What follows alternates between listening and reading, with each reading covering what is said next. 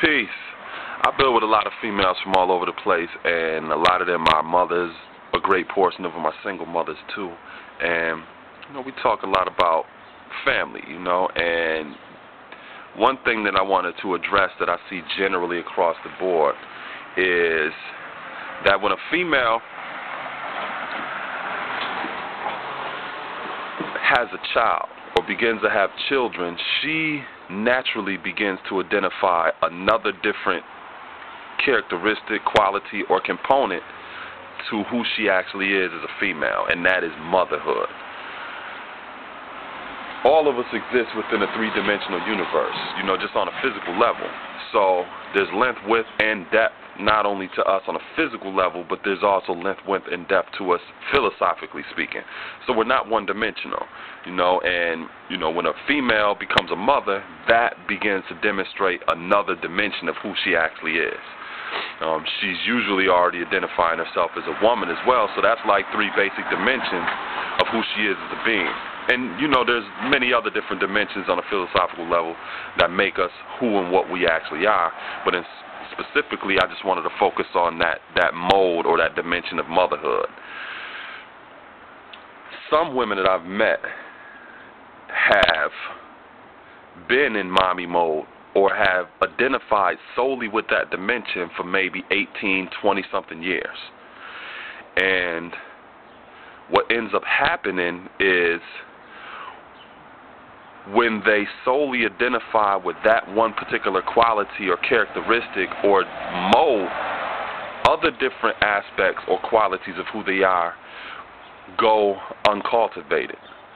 And like I said, I've known some females who've been in mommy mode for so long, and you may hear it in certain phrases they use, like, it's just all about my babies, all about the children, and this, that, and the third. But it's like, at the same time, you're still a woman. If you do have a partnership or companionship, you're a queen to someone. You're someone's wife. You're someone's girlfriend.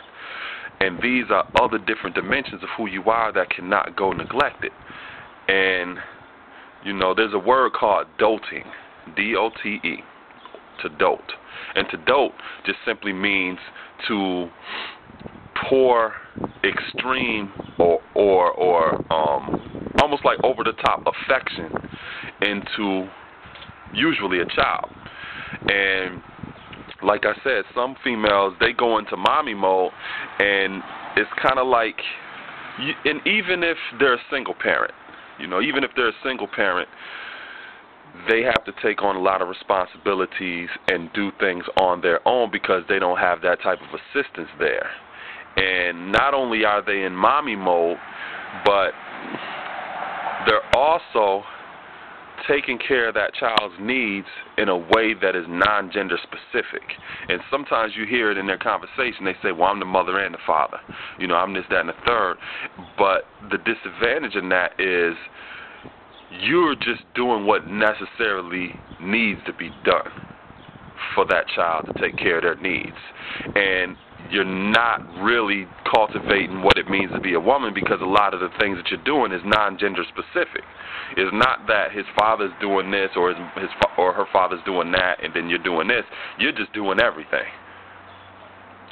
So imagine a person being stuck in that mold for 15, 20 years, and you see somebody that comes along that's interested in having a relationship with you. Where is that person supposed to fit?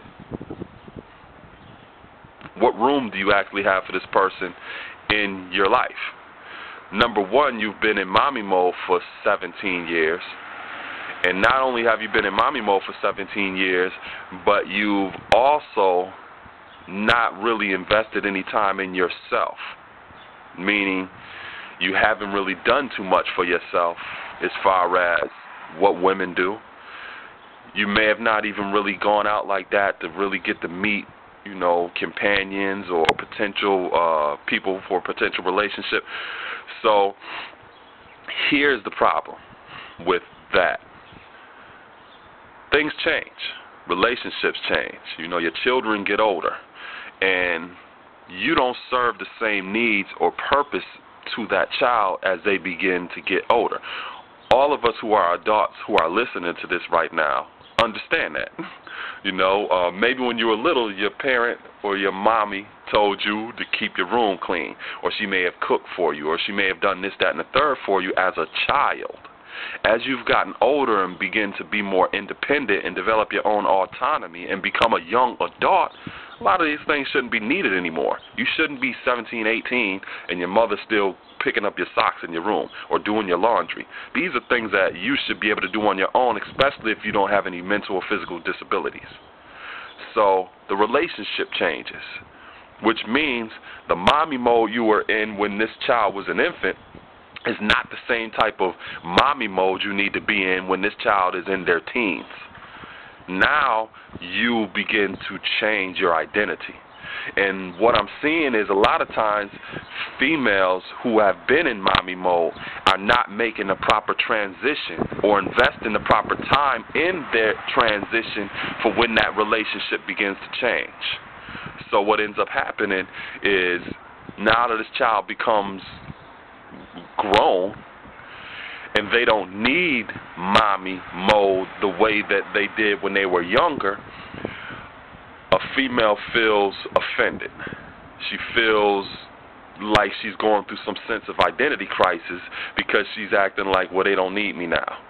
Or sometimes they may even feel that the child is being completely disrespectful because maybe that female in mommy mode doted her child growing up. And to dote somebody just means to pour overwhelming affection upon a child. You know, sometimes you may see it and, you know, you see a mother, and it may not even be their first or second or whatever child, but everything revolves around that child. You know, they do everything. It's kind of like if aliens came down from outer space and saw how that child and the parent interacted. They may think that the child is the parent because the way that the parent is running around just doing everything for that child usually didn't even ask for. And I can understand that, you know, as a mommy or as a parent, you want the best for your child, but when it becomes doting, where it's an overwhelming affection and attention that you're showing this child, sometimes the child begins to get an attitude like Veruca saw on Willy Wonka and the Chocolate Factory, or like Mike TV. Like you're supposed to do everything and anything for them, and when this child gets older, and they start asserting their own independence, saying, I didn't ask for this, I didn't ask for that, and just taking the things that you sacrificed to give them, now you're going to feel hurt. Now you're going to feel bad about yourself because you were stuck in mommy mode to do everything you can for this child, and then they just look you up and down and say, I didn't ask for that. So here's a solution to avoiding a lot of those problems. First and foremost, simply because you begin to have children or you have a child, don't get stuck in mommy mode. Don't get stuck there, because that is going to change over time. You're not a one-dimensional being at all. You're a woman. You're someone's daughter. You are someone's aunt, maybe. You're maybe a businesswoman.